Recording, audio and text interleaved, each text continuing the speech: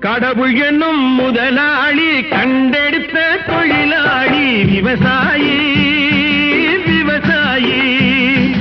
கடவுள் என்னும் முதலாளி கண்டெடுத்த தொழிலாளி விவசாயி விவசாயி.